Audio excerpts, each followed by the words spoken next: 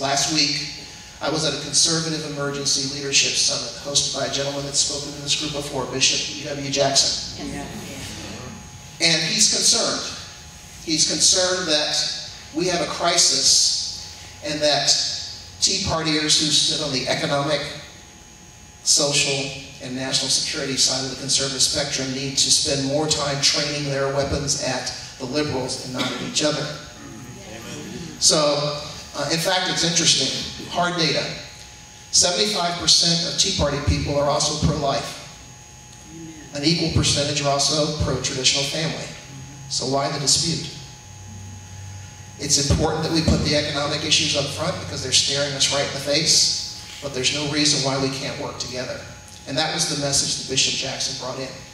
He brought in a lot of great speakers, Michelle Bachmann, Alan West, Rand Paul, and others, and they all had one message. They still don't get it.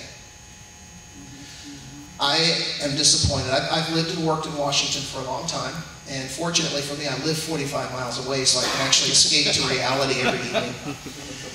And in November, I was hopeful. A lot of the old guard, stood up there and said, we learned our lesson. We got our butts kicked in 2006 and 2008. We're back, and we're going to be responsible now. But they have sunk back into the same cautious, we don't want to rock the boat mentality.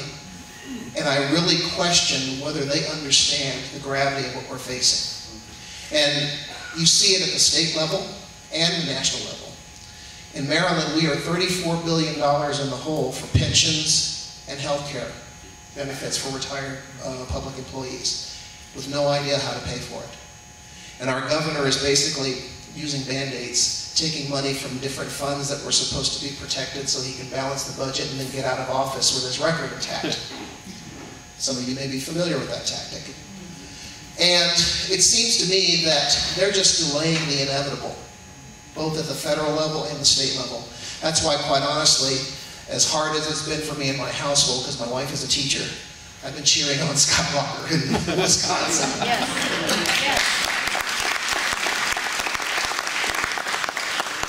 And I try to explain to her, it's not about the rank and file folks that are working hard, it's about the union leaders and their collusion with Democrats. Do you realize that union support is a greater factor in electability than incumbency?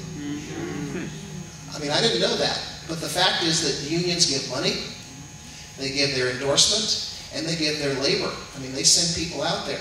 And if you have union support, that is a greater factor in success for electability than incumbency. And so it's a vicious circle where these people are putting folks in there that are going to give them what they want. In turn, they're going to give that person the same support the next time around. And eventually, it's going to crash. And I really praise Governor Walker for having the courage. I mean, there are people out there that I think literally want to kill him. But he's standing his ground. And what you're seeing right now is a crossroads in our country, because we have people like Scott Walker who are taking a stand, and they realize that if he wins, the house of cards is going to start to fall for them, and they're going to be dragged kicking and screaming to the ash heap of history where they belong. Yeah. But the fact of the matter is that they know that, and they're fighting back. They've given up all pretense of civility.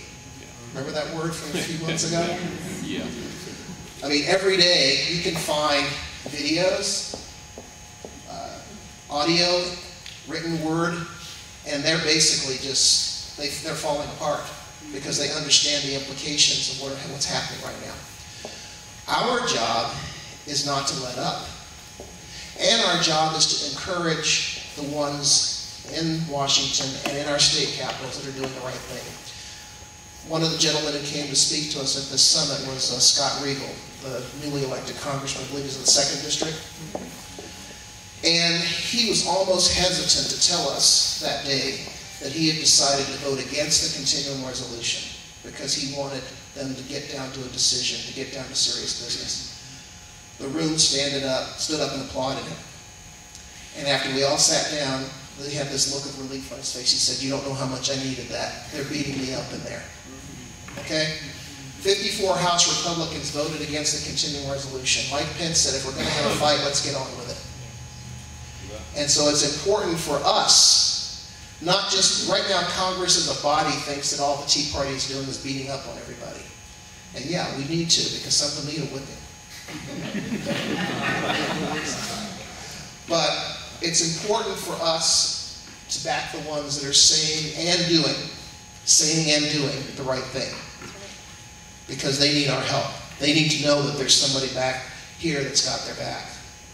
So when you have an opportunity, I know he's not in your district, but send Scott Regal a letter of thanks for what he did, because I know it means something to him that people are backing it. But as we look at all of this going on, I have to go back to that question that I was asked at the Tea Party Patriot Summit, and that's why are there not more black people? And frankly, I've been really spending a lot of time and a lot of sleepless nights wondering about that. I spent a lot of time looking into black history in America. And for all of the people that want to emphasize the pain and the heartache and the struggle, and that's certainly there, there's some great stories of triumph. And if 485 years of struggle wasn't about liberty, then what was it about? I came to a couple of conclusions. First of all, back in the day, you look at people like Frederick Douglass, a woman named Bridget Biddy Mason. Anybody ever heard of her? Because I'm going to tell you about her in a minute.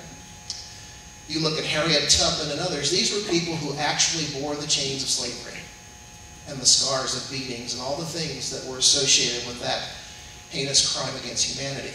Yet, they were able to overcome that and overcome the prevailing attitudes of the day, back when the notion that blacks were inferior was just accepted. Yet Frederick Douglass became one of the greatest orators and writers and statesmen of our time. In fact, he was so eloquent and so lofty in his prose that a lot of people questioned whether he was actually a slave. And he didn't go to a university, he didn't go to any special, he taught himself. Bridget Biddy Mason, 38 years old, an illiterate slave whose master made the mistake of bringing her to California. California at the time had a law that if a slave was in the state, they could petition the local authorities for emancipation. When the slave owner realized that, he tried to escape, but the local sheriff's office blocked him from getting across the border. So Biddy Mason asked for and got her freedom. So what was she going to do? She's an illiterate former slave, 38 years old. She's not going to really be able to do much, right? She decided to go work for a doctor who took pity on her plight, has worked with him as a nurse, saved up the money that she earned, and she bought a piece of land. She built a business on that land. That business was successful. She bought a little more land. And eventually she became quite a prominent landowner. Most of the land that she bought was in what is now downtown LA. Talk about God at work. And she eventually became one of the wealthiest people in Los Angeles. So much so that not only was her business thriving, but she became a great philanthropist, giving money to poor people, not just poor black people. Any person of any color who had need could come to her and she would help them. She built schools, she built the first black church in LA, she built welcome centers for travelers, and she was a regular guest at the home of the former Mexican governor of California, who remained there after California became a U.S. territory and then a state. And her legacy to her family was the ability to live for generations based on the wealth she left behind. And she was illiterate.